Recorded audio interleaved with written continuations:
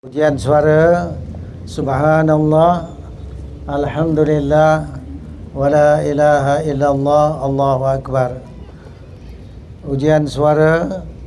Subhanallah, alhamdulillah, wala ilaha illallah, Allahu akbar, walillahil hamd. Bismillahirrahmanirrahim. Assalamualaikum warahmatullahi wabarakatuh. Alhamdulillah, wassalatu wassalamu ala rasulillah wa ala alihi wa ashabihi wa man tabi'ahum bi ihsanin ila yaumiddin, amma ba'd. Pertama sekali, syukur kita kepada Allah SWT dapat kita berada di dalam satu program bersama dengan Jom Cinta Quran untuk sama-sama kita berkongsi dengan seluruh warga nilai, warga yang berada di dataran nilai pada malam ini. Kita akan adakan majlis ilmu, majlis muzakarah, majlis ingat mengingat, pesan memesan untuk kita dapat kebaikan dunia dan akhirat. Untuk itu, marilah kita sama-sama membaca Ummul Kitab sebagai memulakan majlis. Al-Fatihah. A'udzu billahi minasy syaithanir rajim.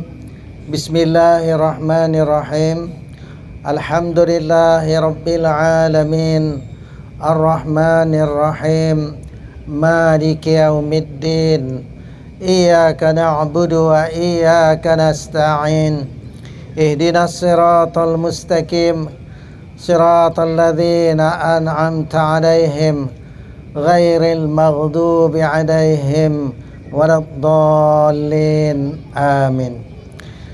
Sidang pendengar yang dikasihi sekalian, pada malam ini saya mewakili tim Jom Cinta Quran ingin berkongsi satu tajuk yang bernama Maqasid Syariah.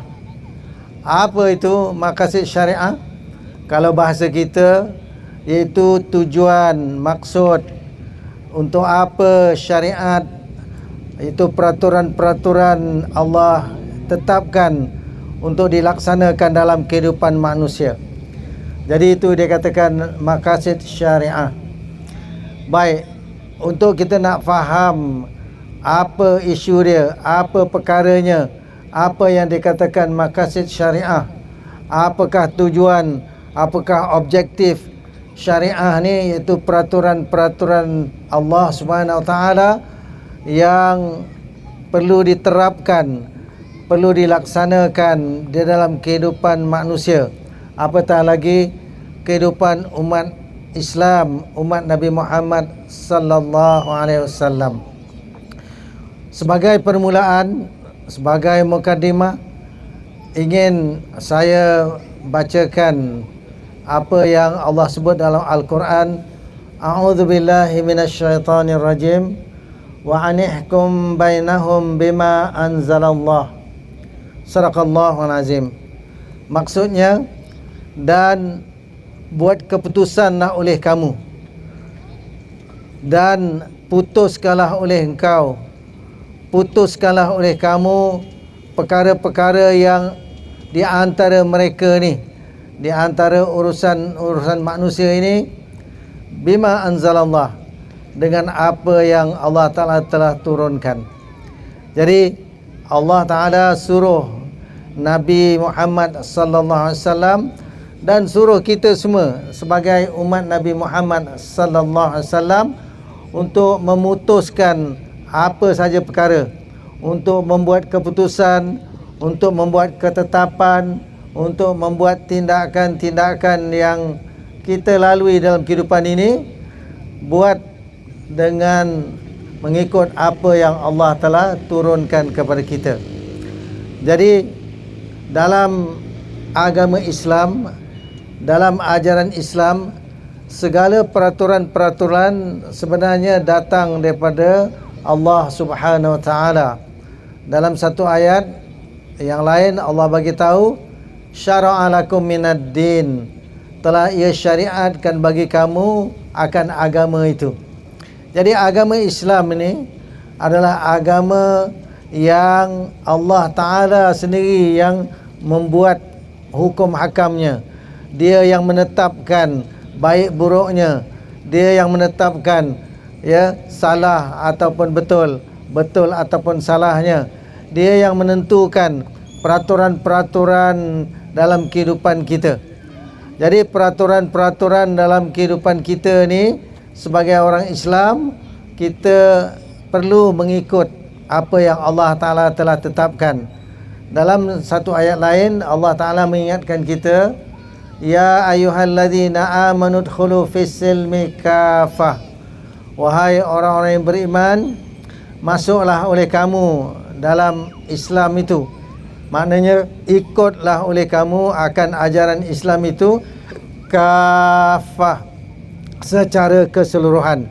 Kena ikut semua apa yang Allah Ta'ala telah tetapkan, telah putuskan. Jadi apabila ianya dilaksanakan dalam kehidupan kita, maka akan mendapatlah kebaikan-kebaikan. Jadi dalam melaksanakan kehidupan kita ini, kita selalu baca dalam solat kita, inna salati wa nusuki wa mahyaya wa mamati lillahi rabbil alamin. Apa kita baca? Inna salati, ya Allah, sesungguhnya solatku, wa nusuki, dan ibadahku, wa mahyaya, dan hidupku, wa mamati, dan matiku, lillah, untukmu ya Allah, keranamu ya Allah. Jadi untuk itu segala aktiviti kehidupan kita, baik kehidupan individu kita, baik kehidupan dalam berkeluarga, baik kehidupan dalam bermasyarakat, baik dalam kehidupan berjamaah, baik dalam kehidupan bernegara, baik dalam kehidupan di peringkat global sekalipun, sebenarnya ada peraturan-peraturan Allah yang Allah telah tetapkan untuk kita laksana dan amalkan. Jadi sebagai orang Islam, maka kita hendaklah tahu apa dia yang terkandung dalam ajaran Islam. Supaya apa? Supaya kita boleh amalkan dia insya-Allah di pelbagai peringkat, dan juga untuk kita lah kongsikan dia kepada kenalan-kenalan, rakan-rakan kita yang bukan Islam, bahawa ajaran Islam itu sebenarnya sangat baik. Ajaran Islam itu sangat hebat. Ajaran Islam itu lengkap sempurna, dan apabila dianya dilaksanakan dalam kehidupan sebagaimana yang kita bincang tadi di semua peringkat, maka kebaikan-kebaikan itu akan dapat oleh semua orang. Orang Islam dan orang bukan Islam pun akan mendapat kebaikan-kebaikan daripada apa yang kita amalkan di pelbagai peringkat tadi. Jadi sidang pendengar yang dikasihi sekalian, jadi dengan asas mukadimah tadi, maka kita tahu bahawa ajaran Islam adalah ajaran yang syariatnya, peraturan, bila sebut syariat ni, peraturan-peraturannya datangnya daripada Allah Subhanahu Wa Taala, iaitu Tuhan yang menciptakan manusia dan alam semesta.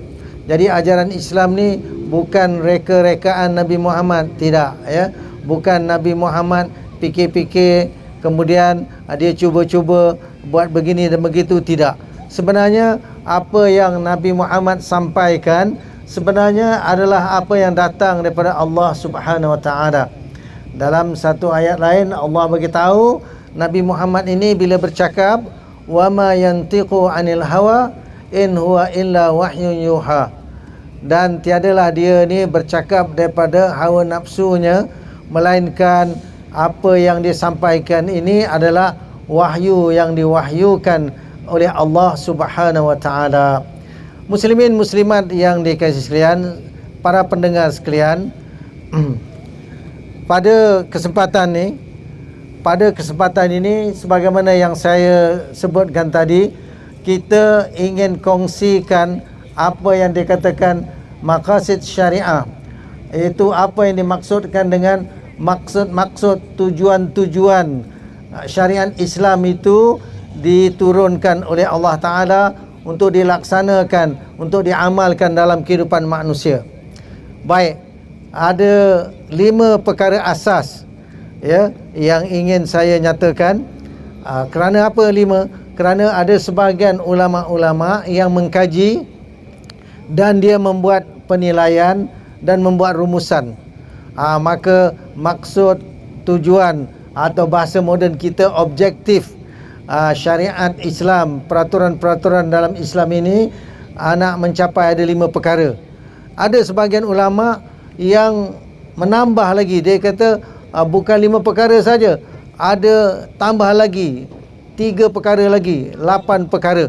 Jadi insya-Allah secara umum saya akan terangkan ya apa dia yang 5 dan 8 perkara itu yang dikatakan objektif, tujuan, maksud syariat-syariat yang Allah telah tetapkan untuk diamalkan dalam kehidupan manusia.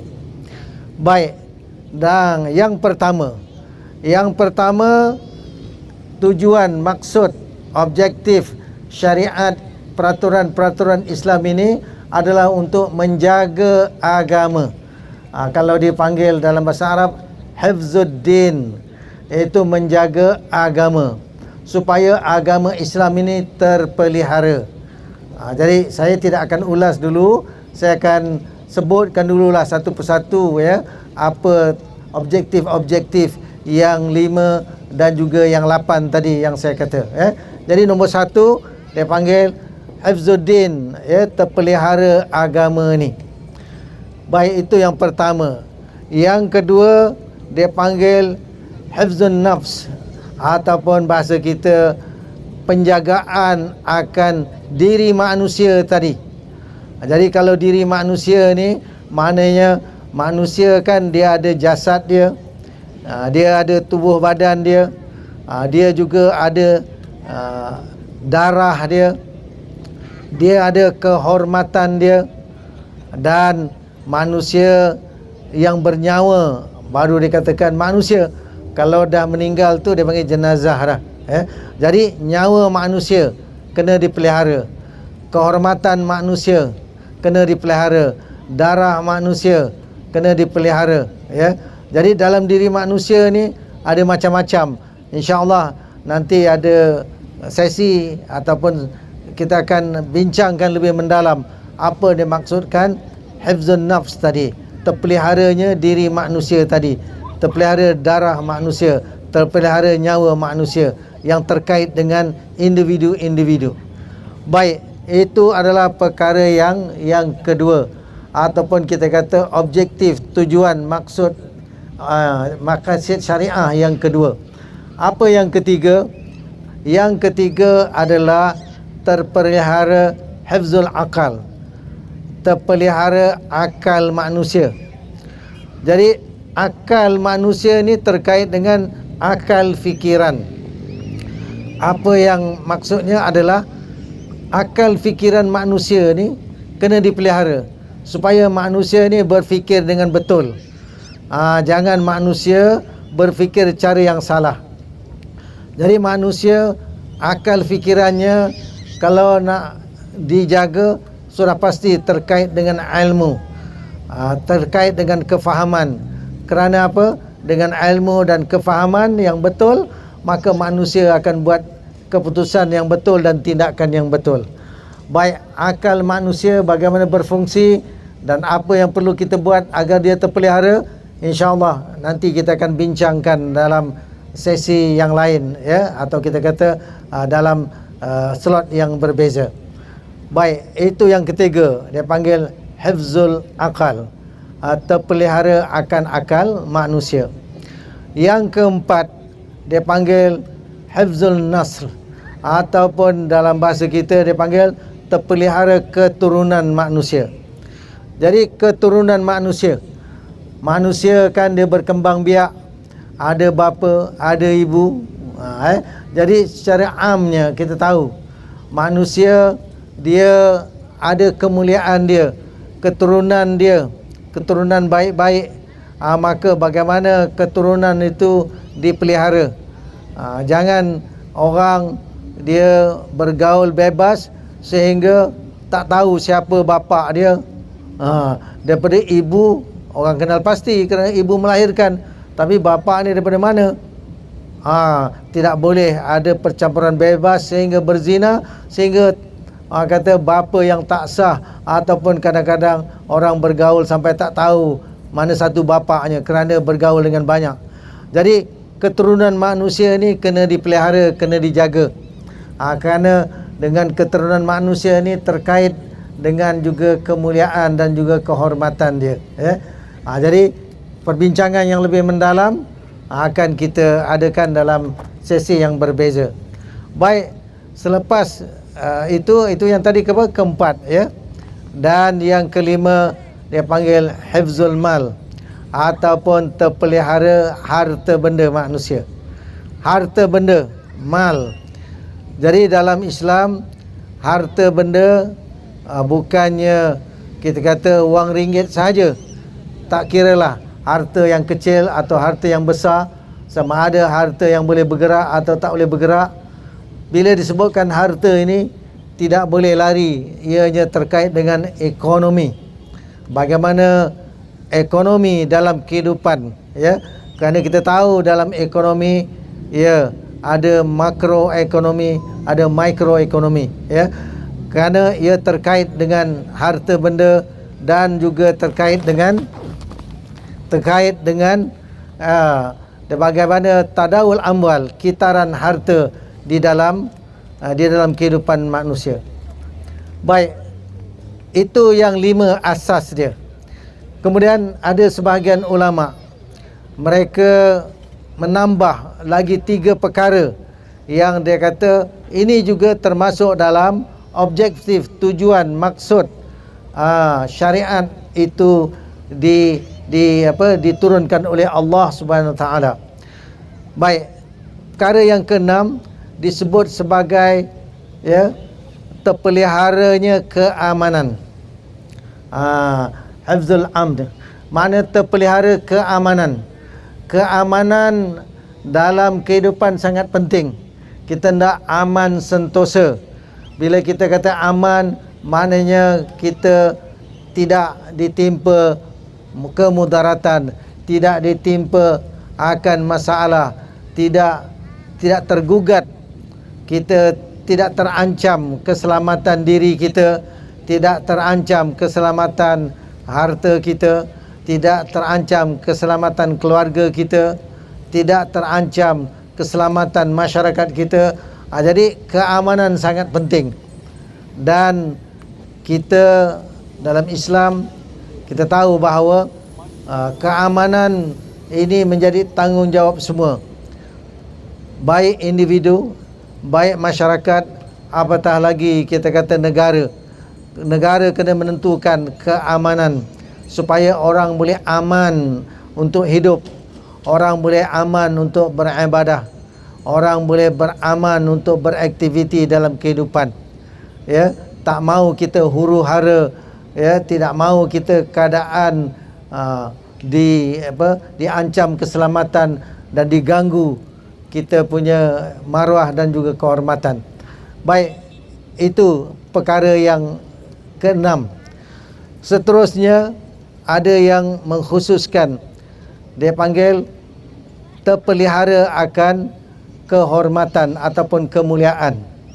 Jadi kehormatan dan kemuliaan ni ada yang ulama-ulama Islam mengkhususkan sebagai tajuk khusus, iaitu objektif khusus. Kerana apa? Kerana maruah kehormatan itu tidak boleh dijual beli, tidak boleh digadaikan, dan kalau ada yang mengganggunya maka kena dianya dibela. Tidak boleh kehormatan individu dicemar, tidak boleh kehormatan keluarga itu dicemar, tidak boleh kehormatan masyarakat itu dicemar atau diganggu. Begitu juga bila di peringkat yang lebih tinggi, kehormatan termasuk juga yang dipanggil kedaulatan. Kedaulatan tajuk lain, Baik, kehormatan ini kita tahulah darah dan maruah kena dibela, kena dijaga, dan ianya mesti dicapai, dan semua bertanggungjawab, apatah lagi yang ada kuasa dalam mengatur urusan umat. Baik, yang ke-8 adalah terpelihara kenegaraan. Hifzud daulah dia panggil, ya. Terpelihara kedaulatan negara. Jadi negara dalam Islam dia ada struktur dia. Negara ni kita tahu ada wilayah dia. Negara ni ada penduduk dia. Dan negara ni ada undang-undang peraturannya. Dan negara ni ada pemimpinnya. Dan kita tahu dalam Islam bila sebut kenegaraan ini, Nabi Muhammad sallallahu alaihi wasallam telah berhijrah dari Mekah ke Madinah. Di Madinah lah bermulanya era kenegaraan Islam. Maka kita tahu negara Islam Madinah dia berkembang. Dia tidak statik. Wilayah kenegaraan Islam itu berkembang. Kerana apa? Kerana Islam itu didakwahkan oleh negara sehingga Islam itu berkembang ke wilayah-wilayah yang lain. Maka wilayah-wilayah yang bukan di bawah pemerintahan Islam, bukan di bawah kenegaraan Islam, maka ianya digabung untuk menjadi kenegaraan Islam. Kenapa? Di dalam kenegaraan Islam itulah segala syariat Allah, segala peraturan Allah, segala hukum hakam Allah, segala apa yang Allah Ta'ala kehendaki supaya manusia hidup mengikut peraturan Allah dapat diterapkan, dapat dilaksanakan. Maka negara kena dipelihara. Negaralah juga yang akan menjaga rakyatnya. Jadi kita kena faham, negara dia adalah institusi yang mempunyai bidang kuasa. Bidang kuasa untuk menentukan peraturan-peraturan itu diterapkan. Bidang kuasa supaya segala cabang-cabang syariat itu dapat dilaksanakan. Maka ulama Islam telah meletakkan salah satu objektif yang penting yang perlu dicapai atau maksud syariat Islam itu diturunkan oleh Allah Ta'ala supaya kenegaraan dapat dipelihara. Baik, itulah tadi secara umumnya apa yang saya nyatakan dipanggil maqasid syariah. Apa itu maqasid syariah? Tujuan maksud syariat peraturan Allah itu diterapkan, dilaksanakan dalam kehidupan manusia supaya terpelihara 8 perkara tadi. Maka untuk malam ini mungkin dengan kesempatan masa yang ada ni, saya akan ulang balik dengan ulasan yang lebih mendalam satu demi satu. Kalau tak selesai pada malam ni 8 perkara, insya-Allah dalam kesempatan lain kita akan sambung lagi, insya-Allah. Jadi dalam kita nak memahami maqasid syariah, tujuan syariat peraturan Allah itu diturunkan supaya dilaksanakan, maka kita nak kena faham bagaimana pelaksanaan syariat itu dapat berlaku. Kerana apa?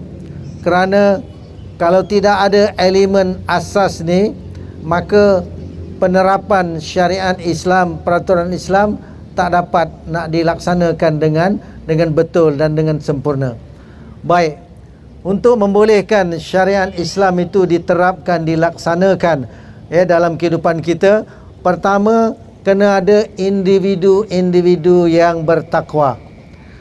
Ini asas yang nombor 1.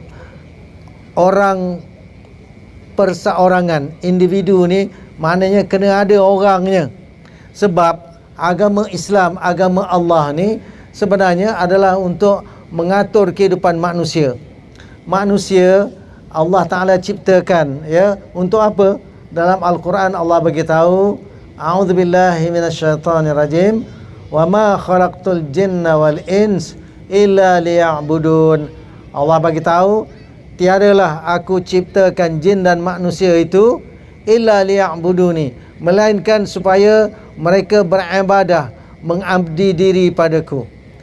Jadi manusia Allah ciptakan. Jadi untuk manusia mengabdi diri kepada Allah Subhanahu wa taala, pertama sekali dia mesti ada iman. Itu sebab pentingnya kita dalam melalui kehidupan ini tentukan iman itu telah dibina. Tentukan iman itu dipelihara. Tentukan iman itu dia diperkokohkan. Dan bukti kepada keimanan termasuklah mengerjakan ketaatan, itu amal soleh. Itu sebab dalam Al-Quran selalu aja perkataan amanu wa amilus solihat. Telah beriman oleh mereka, telah beramal mereka dengan amal yang soleh. Maknanya apa? Iman dan amal tidak boleh terpisah. Amal mesti amal yang soleh. Jadi untuk membolehkan syariat Islam itu dilaksanakan dalam kehidupan, maka orang mesti ada iman. Iman, kemudian dia dengan asas keimanan itu dia beramal dengan amal yang betul. Itu dipanggil amal yang saleh. Bila dia katakan amal yang betul tu, maknanya mestilah amal mengikut peraturan Tuhan. Itu sebab penting pelaksanaan syariat ini. Penting nombor satu, kena ada individu-individu, kena ada orang yang memilih jalan iman dan kemudian dia meyakini apa yang Allah telah perintahkan. Jadi kita sebagai manusia semua sekali, insya-Allah, marilah kita perkukuhkan keimanan kita. Mari kita perkukuhkan amalan-amalan dalam kehidupan kita supaya semuanya mengikut ataupun muafakat dengan peraturan-peraturan Tuhan, peraturan ilahi. Itu yang dikatakan syariat Islam. Kalau orang yang beramal tidak ikut peraturan-peraturan Tuhan, tidak ikut syariat Allah tetapkan, kata Nabi SAW, man amila amalan laisa alaihi amruna fahuwa raddun. Orang yang beramal akan satu amalan, tidak dia mengikut apa yang telah diperintahkan oleh Allah Ta'ala, bukan diperintahkan dalam ajaran Islam, bukan suruhan, tidak mendapati peraturan syariat Islam, fahuwa raddun, maka dia tertolak. Jadi penting kita kena faham bahawa individu-individu kena ada keimanan, kena ada ketakwaan. Bila disebut takwa ni dalam bahasa mudah adalah menjaga hubungan individu, orang tu hubungan dia dengan Allah Ta'ala, hubungan manusia dengan Tuhannya. Jadi kalau kita dengar dalam khutbah Jumaat, khatib selalu berpesan, ittaqullah haqqa tuqati, bertakwalah kamu kepada Allah dengan sebenar-benar ketakwaan. Macam mana sebenar-benar ketakwaan itu? Iaitu dengan melaksanakan segala titah perintah Allah, melaksanakan suruhan-suruhannya dan meninggalkan larangan-larangannya. Maka itulah yang dikatakan takwa. Jadi kena ada individu-individu yang bertakwa, yang akan melaksanakan titah perintah Allah Subhanahu wa taala. Jadi itu penting untuk kita selalu pesan memesan, ingat mengingat, supaya apa? Supaya kita tidak jadi orang yang rugi. Kan kita selalu baca surah wal asr, demi masa, innal insana lafi khusrin, sesungguhnya manusia itu sesungguhnya berada dalam kerugian. Yang tak rugi siapa? Illal ladzina amanu wa amilus solihat wa tawassaw bil haqq wa tawassaw bis sabr. Yang tak rugi adalah orang-orang yang amanu, telah beriman oleh mereka, wa amilus solihat, dan telah beramal mereka dengan amal yang soleh. Maknanya amal yang betul, aktiviti kehidupan yang betul dalam semua perkara lah. Baik hubungan dia dengan Allah, baik hubungan dia sesama manusia. Kemudian dia juga watawasaw bil haq, dia pesan memesan dengan kebenaran. Dia ingat mengingat sesama manusia dengan perkara yang benar. Kebenaran itu datang daripada Allah Subhanahu wa taala. Sebagaimana yang Allah beritahu dalam ayat lain, al-haqqu mir rabbika fala takunanna minal mumtarin. kebenaran itu datangnya daripada Tuhan kau, maka jangan kau jadi golongan orang yang ragu-ragu. Jadi kita tak mau rugi, kita mesti ada iman, ada amal soleh. Kemudian kita juga kena selalu memesan dengan kebenaran. Dengan kebenaran yang Allah telah datangkan. Dan seterusnya ciri keempat, supaya kita sebagai manusia tidak rugi, mestilah kita watawasau bis sabr, dan pesan memesan kita dengan kesabaran.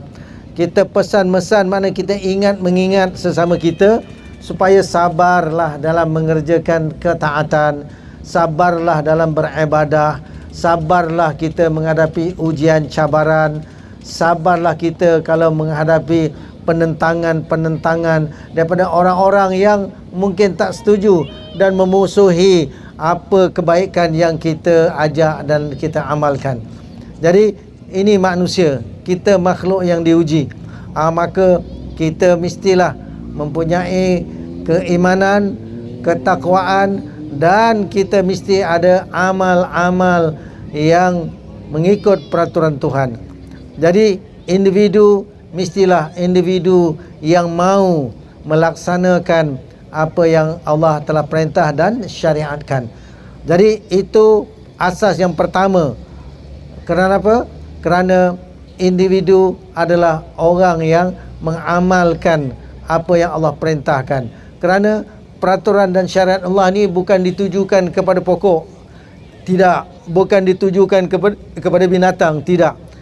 Peraturan dan syariat Allah ni ditujukan kepada manusia. Dan termasuklah golongan jin sebenarnya.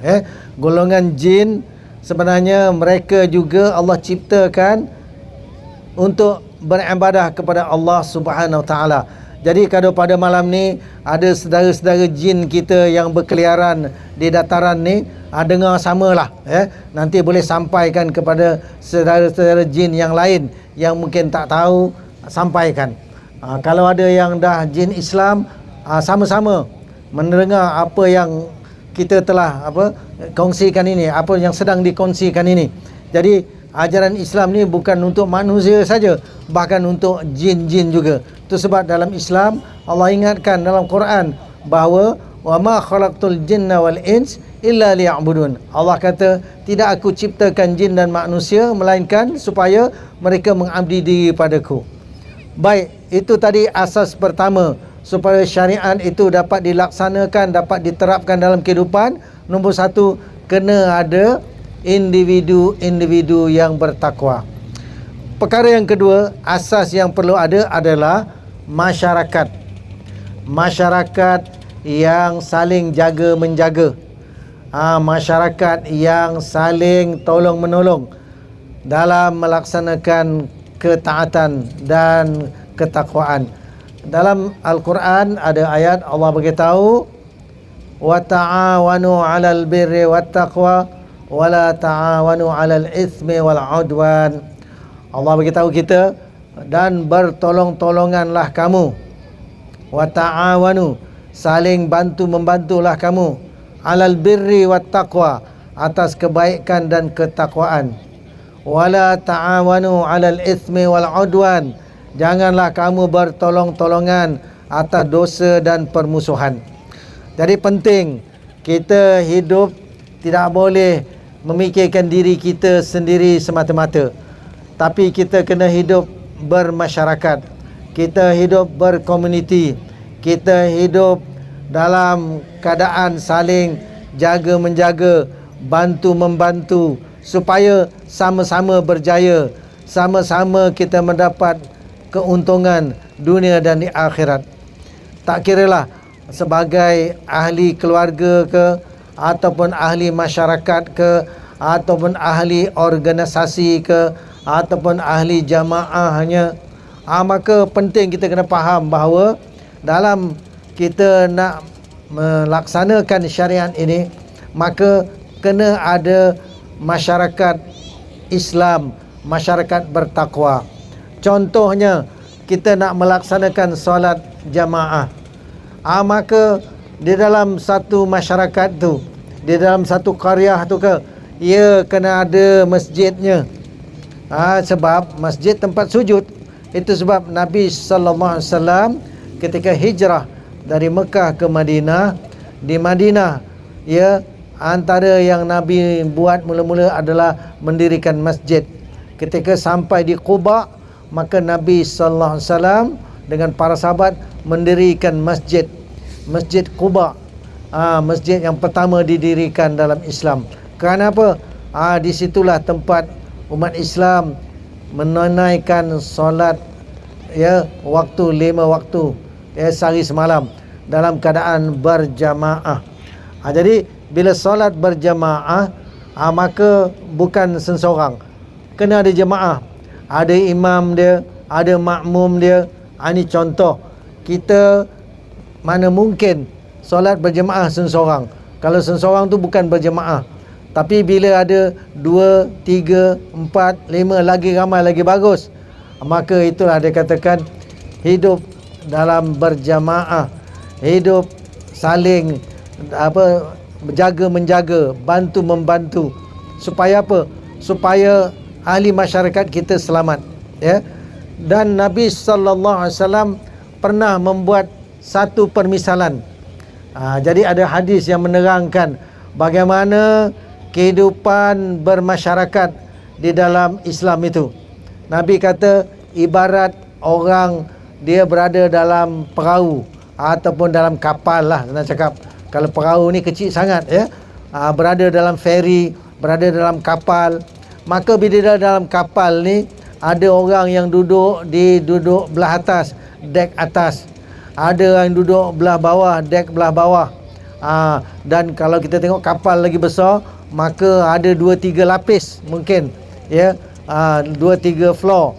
Maka Nabi beritahu, sekiranya orang yang duduk bawah sekali dia memerlukan air, maka sebenarnya dia perlu minta bantu orang atas, orang dek belah atas.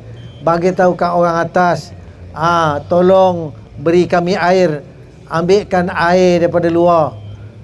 Air untuk keperluan, air untuk minum, air untuk mandi, air untuk ya membersihkan diri dan pakaian.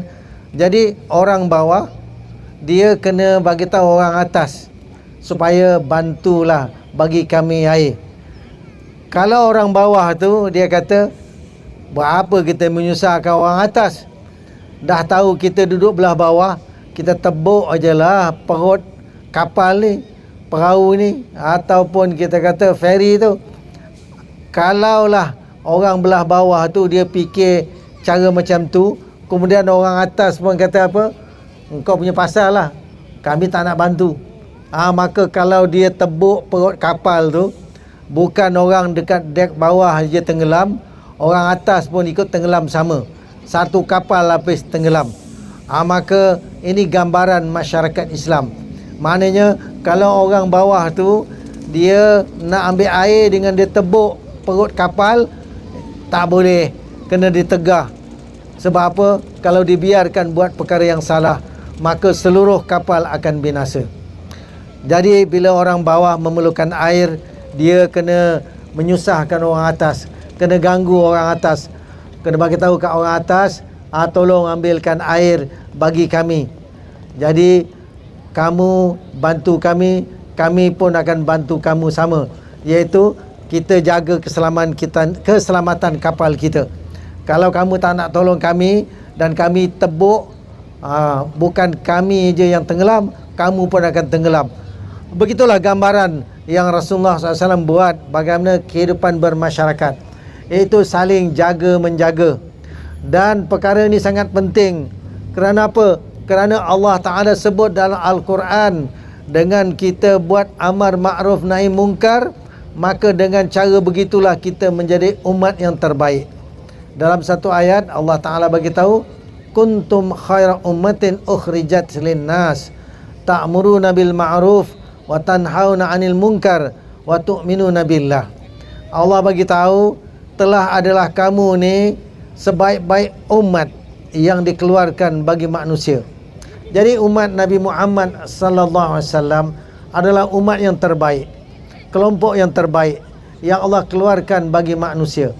Apa ciri-ciri dia? sehingga Allah kata kamu ni khairat ummah. Pertama Allah kata ta'muruna bil ma'ruf, kamu menyuruh dengan perkara yang baik, perkara yang betul. Jadi menyuruh orang buat benda yang baik, menyuruh orang buat perkara yang betul, maka ini adalah satu tuntutan yang sangat besar yang perlu kita sama-sama buat dalam masyarakat. Kemudian wa tanhauna 'anil munkar, dan kamu mencegah daripada perkara yang salah, mencegah daripada perkara yang mungkar. Maka perkara yang salah kena dicegah, kena dihalang. Kalau perkara tu dibuat, kena dihentikan segera. Jadi Nabi pun pesan, ada hadis yang Nabi pesan, man ra'a minkum munkaran falyughayyirhu biyadihi. Orang yang di kalangan kamu dia melihat akan suatu kemungkaran tu, maka hendaklah dia ubah perkara tu dengan tangan dia bila ada bidang kuasa. Maknanya dalam kehidupan bermasyarakat, kita tidak boleh biarkan kemungkaran berleluasa atau berlaku, kena dihentikan. Kalau tak upaya dengan tangan, tak ada bidang kuasa, fa illam yastati' fa bilisani. Kalau kamu tak upaya dengan tangan, tak ada bidang kuasa, maka ubah dia dengan lisan. Maksudnya apa? Beri ingatan, beri nasihat, beri panduan, pedoman, beri teguran supaya perkara yang salah itu tidak berpanjangan. Kalaulah kamu juga tak upaya, fa illam yastati' fa biqalbi. Kalaulah dia tak upaya, orang tu tak upaya nak memberi nasihat dan ingatan kepada orang lain, maka fa biqalbi, maka dengan qalbi itu maknanya dengan hati nurani, akal fikiran, jantung kalbu dia, hendaklah dia menggunakan minda dia fikir perkara itu, biar dia fahami apa kedudukan sebenar, dan dia kena cari jalan macam mana untuk nak selesaikan masalah ni, supaya apa? Nanti boleh beri ingatan kepada orang lain, boleh bagi pesanan kepada orang lain, apatah lagi ingatan pesanan kepada orang yang ada kuasa untuk membetulkan dan menghentikan kemungkaran. Dengan berfikir dan dengan membuat keputusan yang betul, dengan sikap pendirian yang betul, wadzalika adzaful iman, itulah selemah-lemah iman sebenarnya. Kalau itu pun dia tak buat, dengan melihat maksiat kekufuran, maka Nabi kata walaisa wara'a dzalika minal iman habbatu khardalin. Tidak ada selepas daripada itu iman walaupun sebesar biji sawi. Maknanya dengan maksiat dan kekufuran yang berlaku dalam satu masyarakat, tak boleh kita duduk diam. Sama ada kita hentikan terus dengan bidang kuasa kita, kalau tak ada bidang kuasa, kita bagi ingatan, teguran, pesanan, ya, supaya hentikan maksiat kekufuran tu. Dan setidak-tidaknya orang tu mestilah memikirkan keadaan itu. Dia susah hati, dia begitu serius mencari solusi, mencari jawapan dan mempunyai pegangan yang betul bahawa dia tidak setuju dengan maksiat kekufuran. Dia tidak reda dan dia tak suka, bahkan dia benci, dan dia hendak supaya perkara itu dihentikan. Maka itulah kita kata selemah iman. Kalau yang itu pun tak ada, maka dipersoalkan, betul ke dia ni betul-betul orang yang beriman dan menjaga keimanan. Jadi dalam hal kehidupan bermasyarakat, itulah dia, kita kena saling jaga menjaga, saling bantu membantu. Kerana apa? Kerana dalam kehidupan bermasyarakat itulah kita melaksanakan perintah Tuhan, kita melaksanakan syariat yang telah Allah tetapkan. Baik, pentingnya asas yang kedua tadi, ada masyarakat yang mereka committed untuk jaga agama Allah, mereka committed untuk menjaga kebenaran, mereka committed untuk membela kebenaran, memperjuangkan kebenaran, menegakkan ajaran-ajaran yang Allah telah perintahkan.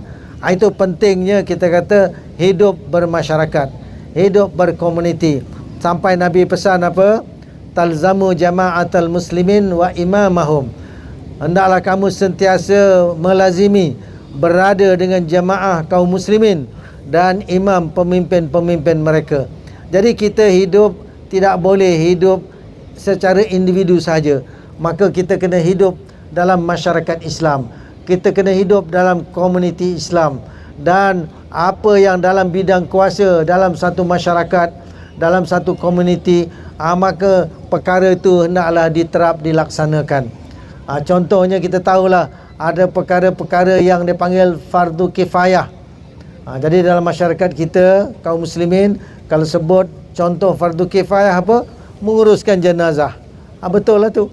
Maknanya kalau ada orang Islam, orang beriman meninggal, maka menjadi tanggungjawab ahli karya tu semua untuk menguruskan jenazah ini. Mana fardu kifayah, mana semua orang bertanggungjawab. Selagi urusan jenazah belum selesai, selagilah kewajipan itu belum terangkat, semua orang dia dipertanggungjawabkan untuk melaksanakan sehingga urusan jenazah itu disempurnakan. Maka kita tahulah dalam komuniti masyarakat kita ada yang dia mandikan jenazah, kemudian dia pas pula kepada grup yang lain yang akan kafankan dia. Lepas tu dah selesai kafankan jenazah, ya, sambil tu ada satu grup lagi pergi gali kubur. Kerana apa? Kerana akhir sekali akan dikebumikan.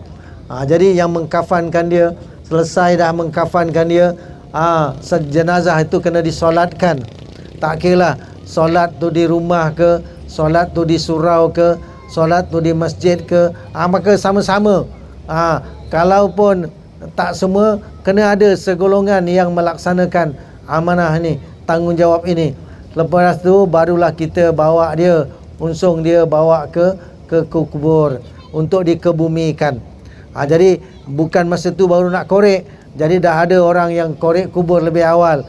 Jadi ini contoh macam mana kita kata kehidupan bermasyarakat.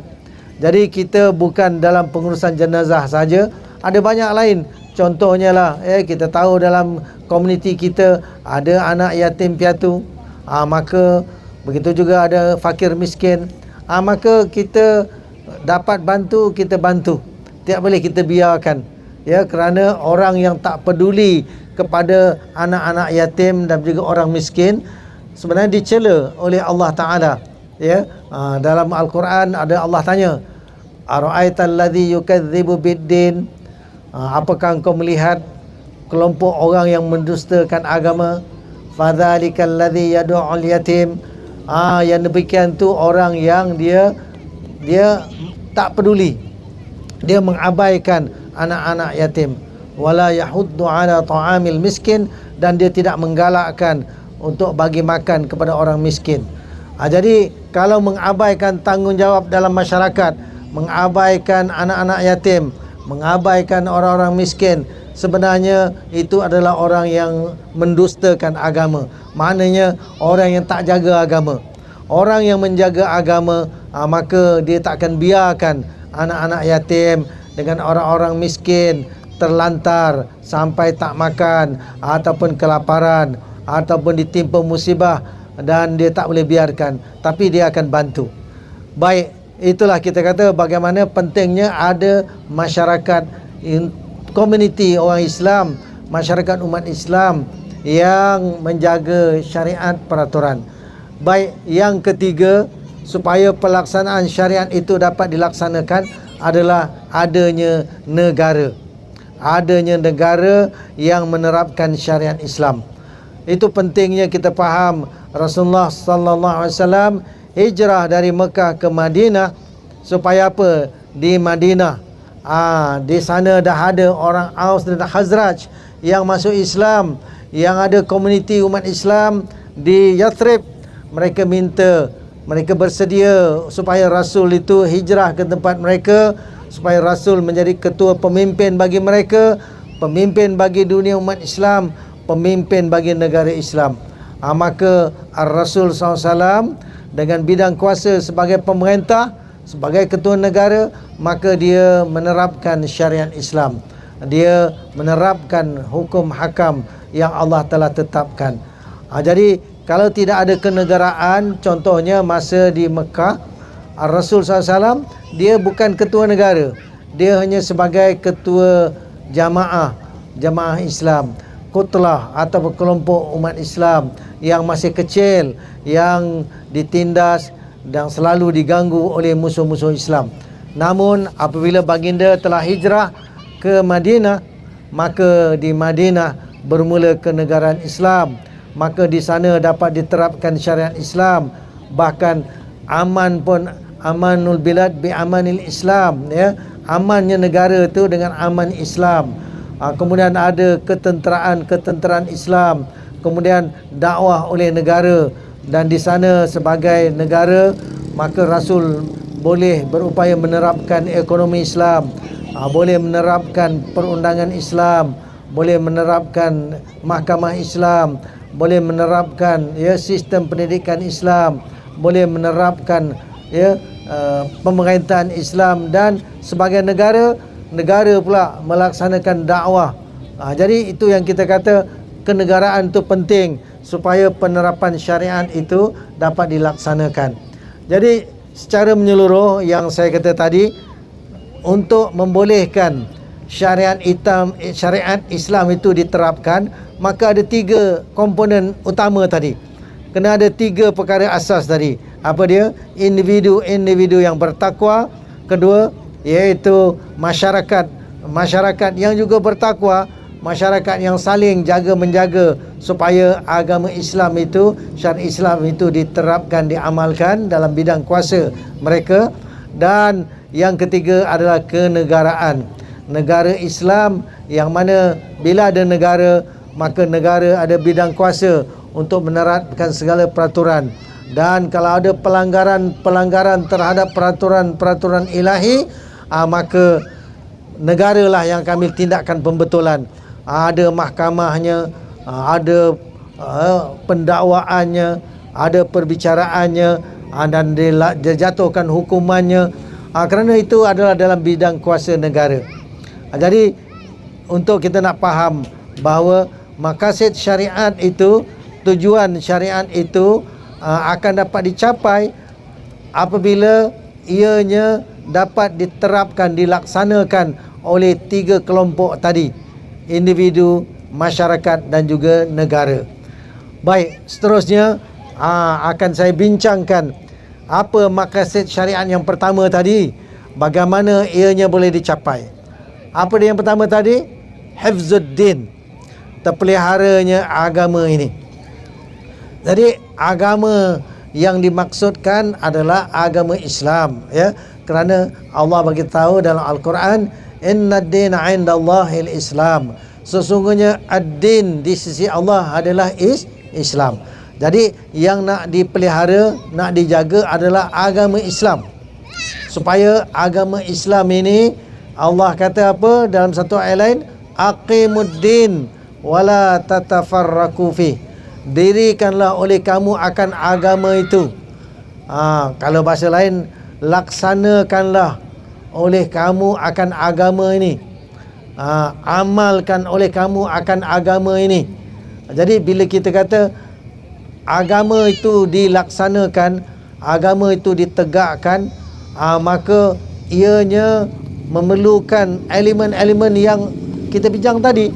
Ada individu yang bertakwa, ada masyarakat yang bertakwa yang saling menjaga, dan ada negara juga yang akan menerapkan syariat. Jadi agama Islam ini apabila tidak diterapkan, tidak dilaksanakan, maka kita lihat nanti agama akan mula dirosakkan oleh manusia. Jadi dalam hal itu kita tak mahu agama ni dirosakkan. Itu sebab dalam Al-Quran Allah perintahkan, wa anihkum bainahum bima anzalallah, dan berhukumlah oleh kamu. Berhukum ni daripada Arab dimelayukan, buat keputusan lah oleh kamu. Bila nak memutuskan satu perkara, berhukumlah dengan apa yang Allah turunkan, iaitu dengan apa yang Allah telah syariatkan. Jadi ini perlu kita faham. Kenapa? Kerana kalau tidak diterapkan syariat, maka agama tak tertegak, ya. Apatah lagi bila Allah perintahkan, ya ayyuhalladzina amanu dkhulu fis silmi kafah, wahai orang beriman, masuklah kamu dalam ajaran Islam itu secara keseluruhan. Maka ajaran Islam ini akan diterapkan, akan dilaksanakan oleh negara. Pentingnya kita faham perkara ni. Sebab agama Islam ni tidak akan terpelihara kalau ianya tidak diamalkan. Jadi dalam Islam dia bukan teori je, tapi ada praktikal dia. Bukan ilmu untuk tahu saja, tapi untuk dilaksanakan dalam kehidupan. Jadi penting kita faham bahawa tujuan syariat Islam, peraturan-peraturan Islam ini adalah untuk menjaga agama. Dan agama itu bila dilaksanakan di dalam bentuk sistem hidup, maka kita tahulah dalam sistem hidup kehidupan manusia ni ada hablum minallah wa ada hablum minan nas. Ada hubungan kita dengan Allah Ta'ala dan hubungan kita sesama manusia. Maka agama ni bukannya urusan dengan Allah Ta'ala saja, tetapi ingat agama ni juga termasuklah hubungan kita sesama manusia yang perlu dijaga, yang perlu diterapkan, perlu dilaksanakan. Itu yang kita kata ekonominya, pendidikannya, perundangannya, mahkamah keadilannya, sistem sosial pergaulan, ya. Begitulah juga bila ada negara, pemerintahan, siasat politik mengatur urusan umat, termasuklah juga dasar-dasar luar negara. Apa dia dasar luar negara Islam? Iaitu negara akan membawa dakwah Islam supaya Islam itu disebarluaskan ke seluruh pelosok dunia. Kan Allah Ta'ala bagi tahu bahawa Rasulullah ini diutus, wa ma arsalnaka illa rahmatan lil alamin. Tidak kami utuskan kau wahai Muhammad melainkan untuk rahmat bagi sekalian alam. Jadi untuk seluruh alam ini, sampai agama kepada mereka, sampai ajaran Al-Quran, sampai ajaran As-Sunnah, sampai kebenaran, maka negara kena buat dakwah. Dan negara melaksanakan dakwah dengan kekuatan negara, termasuklah kekuatan tentera. Apabila kalau ada halangan-halangan kepada dakwah Islam ini, maka ketenteraan Islam itulah yang akan menghilangkan segala halangan. Itu sebab kita tengok bagaimana Rasulullah dan para sahabat, mereka sebagai ahli perang, mereka tahu, mereka bawa dakwah ke wilayah-wilayah yang belum diterapkan Islam. Diserangkan secara terperinci bagaimana hebatnya Islam, bagaimana mulianya ajaran Islam, bagaimana adilnya ajaran Islam, yang mana kalau diterapkan kepada kehidupan manusia akan berlakulah keharmonian, akan berlaku keadilan, akan berlaku pembelaan dan tidak ada penindasan ataupun kezaliman.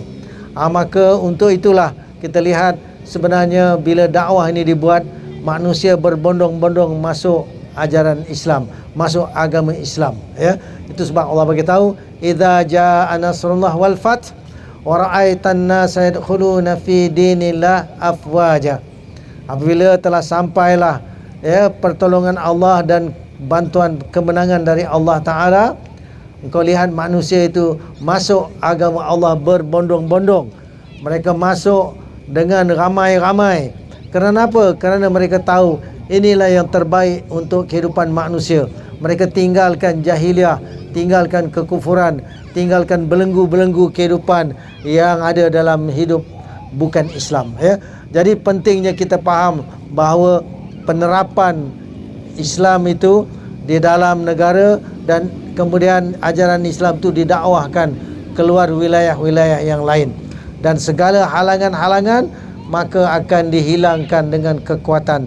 Dan kekuatan tentera itu sangat penting kita faham, kerana dia juga adalah kekuatan untuk membela maruah kehormatan umat Islam.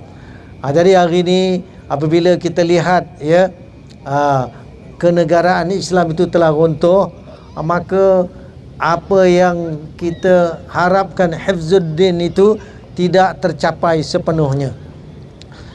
Kita lihat bagaimana ajaran Islam sendiri banyak orang dia modify, ubah suai jadi rosak. Ini kita kena faham. Di akhir zaman akan berlakulah apa yang Nabi kata, du'atun ila abwabi jahannam. Akan ada penyeru-penyeru kepada pintu neraka. Man ajabahum ilaiha qadhafuhu fiha orang yang menyahut kepada seruan penyeru-penyeru ke pintu neraka, orang tu akan dicampakkan ke dalam neraka. Jadi sahabat-sahabat bertanya, "Sif hum lana ya Rasulullah." Terangkan kepada kami, jelaskan kepada kami sifat-sifat penyeru-penyeru ke pintu neraka ni. Nabi kata, "Hum min jildatina wa yatakallamuna bi alsinatina." Mereka itu nampaknya bercakap dengan percakapan kita. Mereka sekulit dengan sekulit kita. Hum min jildatina, zahirnya kulitnya nampak Islam. Wa yatakallamuna bi alsinatina, dan mereka bercakap nampak macam cakap Islam, tapi sebenarnya mereka bukan ajak kepada Islam yang sebagaimana Rasulullah dan para sahabat amalkan. Maka kita kena berjaga-jaga di akhir zaman. Apabila umat manusia, umat Islam kita hari ini lemah, maka umat Islam ramai dah jadi macam buih. Umat Islam dah berpecah-pecah menjadi pecahan-pecahan yang banyak, sampai Nabi kata, "Taftariku ummati ala 73 millah." Umatku ini sendiri akan berpecah sampai 73 pecahan yang banyak. Kulluhum finnar illa millatan wahidah. Yang berpecah-pecah ni semuanya tak selamat, nanti masuk neraka, melainkan ada satu golongan aja yang selamat. Jadi sahabat bertanya, "Man hiya ya Rasulullah?" Siapa yang ada jaminan selamat ni wahai Rasulullah? Rasulullah kata apa? "Ma ana alaihi wa ashabi." Apa yang aku berada di atas agama Allah, dan begitu juga sebagaimana sahabat-sahabatku berada di atas agama Allah, maka itulah yang ada jaminan selamat. Jadi untuk dalam keadaan di akhir zaman, agama Islam ni banyak telah dirosakkan cara amalannya, banyak dirosakkan cara fahamannya, sehingga menjadi pecahan-pecahan yang berbagai-bagai, yang menyimpang daripada cara Rasulullah dan para sahabat. Jadi untuk itu, marilah kita jaga agama kita, dan kita juga sama-sama menjaga supaya penerapan syariat itu dapat dilaksanakan dengan sempurna. Dan apabila kenegaraan Islam telah runtuh, maka penerapan itu tidak berlaku dan agama tak dapat dijaga dengan sempurna, maka banyaklah kerosakan dalam mengamalkan agama sedang berlaku. Maka untuk itu penting kita ada ilmu, penting kita melaksanakan amar ma'ruf nahi mungkar, supaya agama terpelihara, agama terjaga. Sidang jemaah muslimin muslimat yang dikasihi sekalian, saya kira untuk malam ni memadalah kita membincangkan maqasid syariat Islam yang pertama, iaitu memelihara agama. InsyaAllah dalam kesempatan lain kita akan sambung lagi untuk kita bincangkan dalam tajuk-tajuk ataupun objektif-objektif maqasid syariah yang lain-lain. Moga-moga dengan perkongsian yang sedikit ini dapat kita manfaat kebaikan, dapat merangsang kita untuk menuntut ilmu, untuk mencari dan untuk kita mengamalkannya. Jadi sebelum saya mengakhiri penyampaian saya pada malam ini, ingin saya nyatakan bahawa apa yang kami sampaikan, apa yang kami kongsikan ini daripada Jom Cinta Quran Menyetim, kami akan upload di sosial media kami. Jadi sosial media kami di YouTube Jom Cinta Quran, sosial media kami di Facebook Jom Cinta Quran. Jadi kalau tuan-tuan puan-puan ambil cari masa, buka YouTube, buka Facebook, type Jom Cinta Quran, InsyaAllah jumpa di sana dan boleh kongsi kepada yang lain-lain. Saya kira sampai di sini saja. Saya sudahi dengan wabillahi taufiq wal hidayah. Wassalamualaikum warahmatullahi wabarakatuh.